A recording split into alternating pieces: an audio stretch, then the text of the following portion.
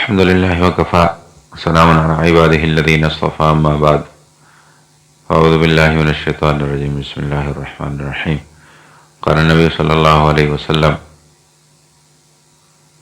لغدوة في سبيل الله أو روحة خير من الدنيا وما فيها أو كما قال النبي صلى الله عليه وسلم. نبی علیہ السلام فرمائی لغدوة في سبيل الله أو روحة خیر من الدنیا وما فیها،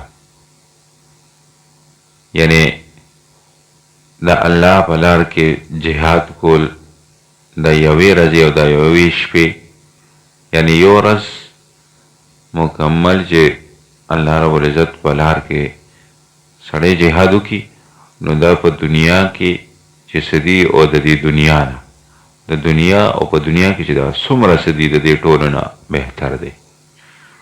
مطلب جهاد یو ډیر لوی عمل دی، خو چې دا د الله رب العزت ته رضا دپاره د اسلام د سربلندۍ دپاره د دې دپاره نه چې یو سړی دې ما ته ووایي چې او څومره بهادر او څومره داسې څومره داسې. یقینا صحابه ډیر بل شان ته ډیر عجیبه خلک وو.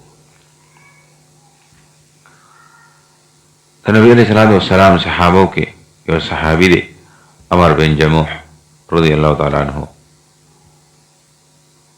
په یو خپه باندې ګوډو، خو لیکن د هر صحابي دا خواهش او عملی زندگی کې د هغې لپاره تګدو کو چې ما ته د جنت میلو شي، خو لیکن په عملی زندگی کې د هغې لپاره انتهایی زیات تګدو به هغې کو. چې کله نبي علیه الصلاة والسلام وفرمائے لغدوة فی سبیل اللہ او روحة خیر من الدنیا وما فیها،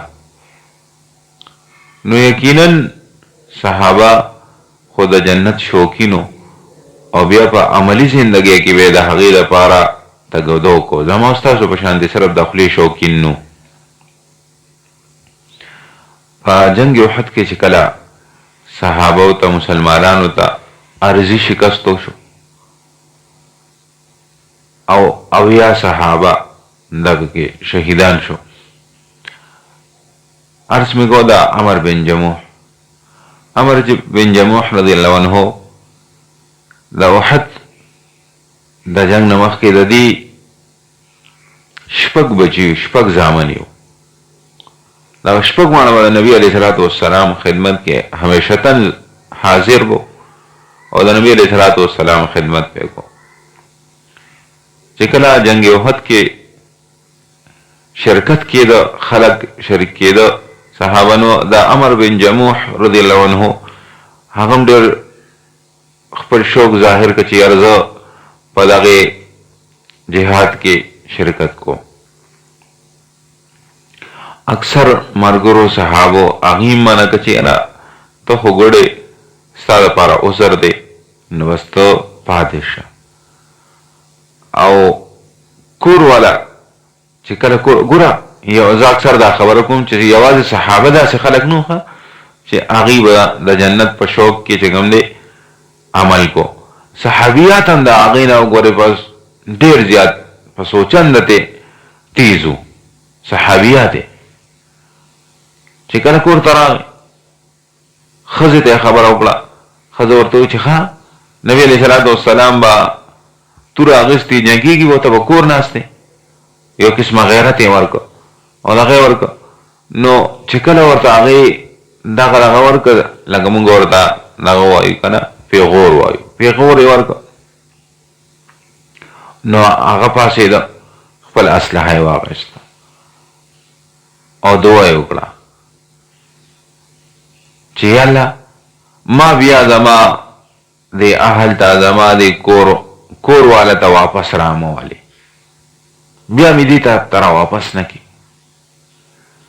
او لاړ د نبی علیه الصلاة والسلام خدمت ته چې یاره زما هم شوق ته چې زه تاسو سره لاړ شم. نبی علیه الصلاة والسلام منع کړه، ورته ویل چې یاره ته خو بس دغه یې معذوره یو خیر ته ایثار شه.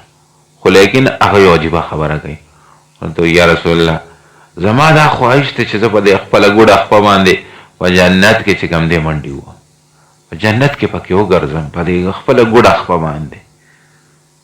دا د جنت هغه شوق دی او د جهاد هغه شوق دی. بیا ابو طلحه رضی الله عنه فرمای چې ما د احد په میدان کې عمر بن جموح رضی الله عنه ولیده چې داسې ډېر په بهادرۍ باندې او ډېر په شوق سره سینې ویستې وه او جنګېده. د هغه یو زوی چې کوم دی د هغه شاته منډه واله خو لیکن هغه یې نشو را کابو کولی چې یاره د یو پلار پسې ځان ورسوم د ده دفاع وکړم، خو لیکن وي هغه دومره تیز او دومره د جنت په شوق کې او دومره د جهاد په شوق کې چې هغه خپل زوی چې هغه صحیح سالم هغه نشو را لاندې کولی. حتی تر دې پورې چې په هغې کې شهید شو. چې کله شهید شو بچیان یې شهید شو، زامن هم شهید شو او دی هم وی دغه کور والی چې دا یو کور نه اووه جنازې وځي په یو ټایم باندې د هغوی به څه حالي. دا مین دی ښه دا ما تاسو چې نن سبا په د مور په غیږ کې کلمه وایو که نه دا د دغې خلکو برکت دی، د هغوی د قربانو برکت دی. وی دغه ښځه یې لاړه خپل اوښې ځان سره کړه او په اوښه باندې د هغې هغه جسمونه د هغې هغه لاشونه دغې را واچول او مدینې طرف ته را روانه شوه. چې کله مدینې طرف ته را روانه شوه اوښ په خپل ځای باندې کېناست. هغه زور کوي چې یاره دا اوښ مدینې طرف ته بوځم او اوښ دا احد طرف ته زور کوي، احد غر طرف ته زور کوي، احد طرف ته ځي. دا ښځه رانه نبي علیه صلات وسلام ته وایي چې یا رسول الله دغه شانتې واقعه ده. هغه ورته وایي چې هغه چې کله ستاسو نه رخصت اخیسته سی ویلي هغه ورته ښځه ورته وایي چې هغه دغه دعا کړې وه چې کله ورته ما داسې خبره وکړه هغه قبلې طرف ته مخ کړ او وی چې یا الله ما د خپل اهل ته د خپل خاندان ته بیا را واپس نه کړي. نبی علیه صلات وسلام ورته وفرمایل چې بس دغې اوښې ته دغه حکم دی چې دې نه مه پاسه. زما عزتمندو عرض دا کوم چې نن سبا ما او تاسو یریږو د مرګ نه ولې، د جهاد نه ولې. د مرګ نه ما او تاسو ځکه یریږو، د جهاد نه ما او تاسو ځکه یریږو چې جهاد کې ما او تاسو ته مرګ ښکاري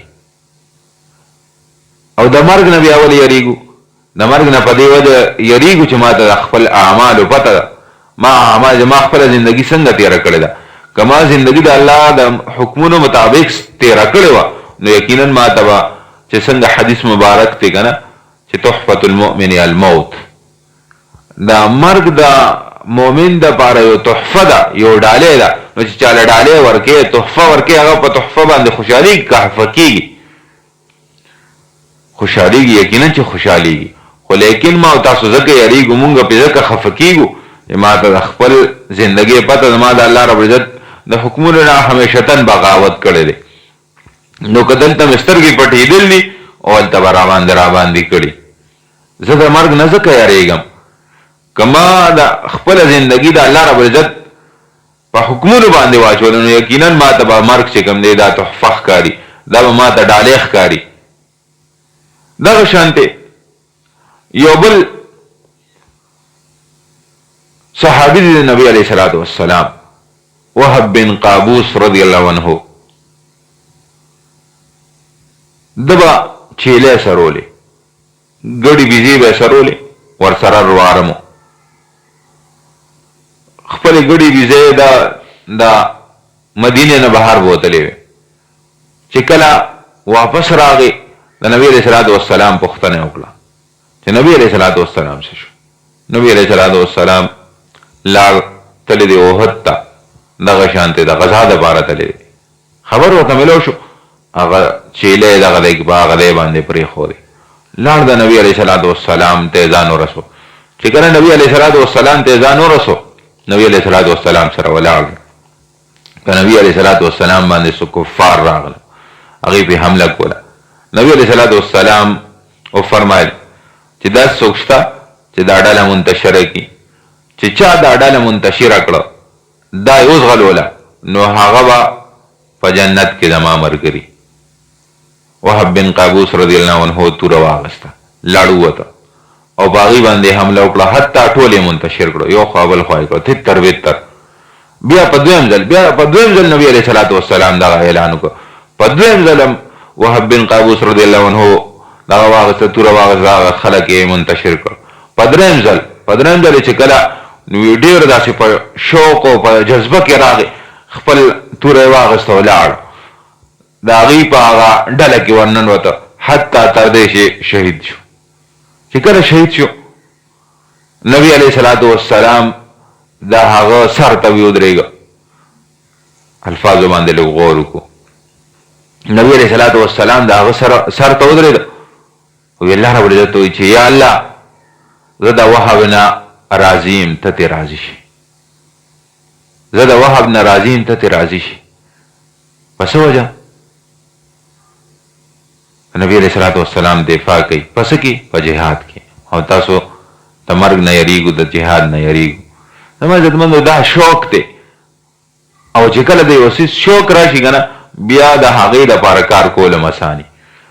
ما او تاسو ته جنت صرف په خولې باندې د هغې شوق لرو، خو که لیکن که د هغې دپاره اعمال شو بیا ګرانه ده.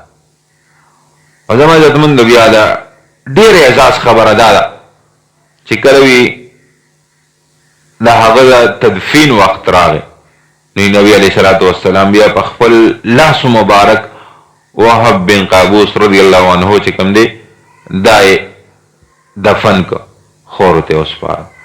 زما عزتمندو الله رب العزت ما او تاسو کې دغه د جهاد او د جنت دغه شوق پیدا کی، او یوازې دغه شوق نه چې ما او تاسو ته د هغې دپاره الله رب العزت اعمال هم اسان کي.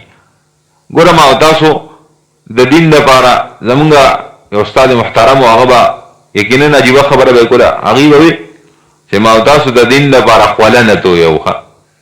که د خولې تویولو وخت راغی که نه لږ سختي راغله، ما او تاسو پې خوله هم نه تویو. صحابه داسې خلک و هغې پې خپلې وینې تویې کړي دي، خپل ځانونه یې پې قربان کړي دي.